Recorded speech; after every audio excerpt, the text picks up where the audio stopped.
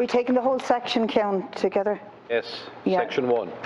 Section 1. My amendment number 2, I believe, has been ruled out of order. Is that correct? Yeah, we can't debate amendments that are out of order. Okay. Well, I just want to back up what Deputy Cullinan has argued there. I mean, at the end of the day, there's a huge exclusion of all sorts of categories of women from the tribunal. For example, if you have a case involving a spouse, you can't go before the tribunal. That would mean that Vicky and Jim Phelan and Ruth and Paul Morrissey would be excluded from the tribunal where they to try to apply to it. And if Vicky's case, as I said earlier, was starting today, she'd be totally excluded from it. The other category with dependent children, families cannot apply unless the cancer sufferer is dead. So this would have excluded Emma Vic Mahuna.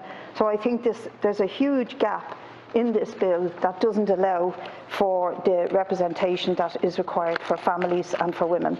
So I think you should address that, and I will come to the other amendment that I have later on, section 2. There are, I believe, some very important advantages for women and families of using the tribunal. I couldn't find any advantages over the tribunal that the courts provide. Essentially, whatever you have access to in the court, you have access to in the tribunal. But the tribunal has advantages over the courts. So when you line up, go to the tribunal or go to the court, I haven't been able to see a single advantage of the court, but there are very clear advantages to the tribunal, some of which I think we've agreed with today, including timing. Timing is a real issue here. The tribunal is much, much quicker.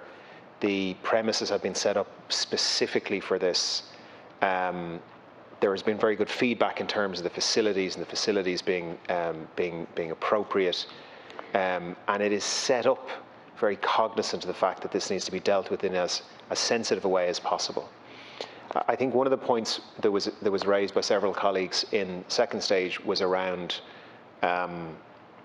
the adversarial nature, and I think it's something just worth responding to. So I agree wholeheartedly with all of the comments made in terms of the tribunal not being adversarial in the way that we all talk about things being adversarial, and some of the testimony we all heard from women who were taking their cases and lines of questioning which sounded completely unacceptable around their sex lives and around all sorts of things, potentially to try and discredit them as witnesses. I mean, things that I thought were outrageous. And indeed, one of the amendments that is tabled, I don't know if it's in order or not, Cian Corla, but that is tabled, is to exactly that, is that aggravated additional damages could be awarded if there was an unacceptable line of questioning and harassment. And actually the good news on that is that we don't need to take the amendment because it's already covered. Actually, when the bill was being passed, I raised it, and I'm sure other colleagues did. That is already allowable within the tribunal and indeed within the courts. But adversarial to the lawyers just means you're allowed cross-examine. And there's probably, the way we all use adversarial is different to that. We don't use it in the technical sense. We use it in the sense of none of us would accept these women and families being harassed under hostile cross-examination.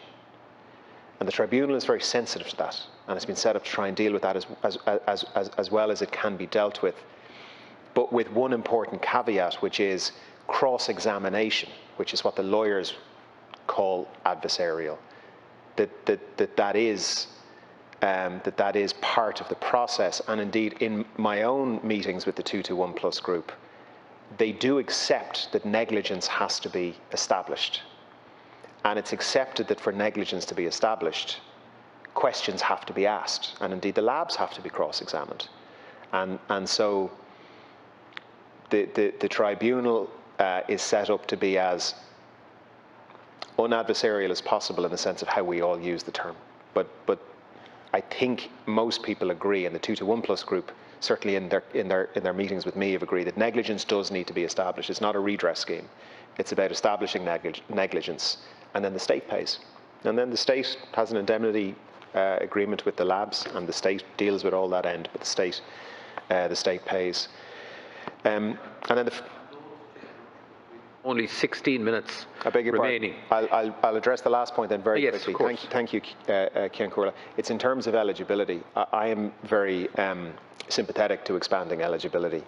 There was an opinion given some time ago, which was to allow the current groups access to the tribunal. But I think there is a case to be made, and indeed in the Cabinet decision, the memo that I brought to Cabinet on Tuesday, it addressed exactly that, and I think that is absolutely something that we can look at. Gur Magath, Cian Corla.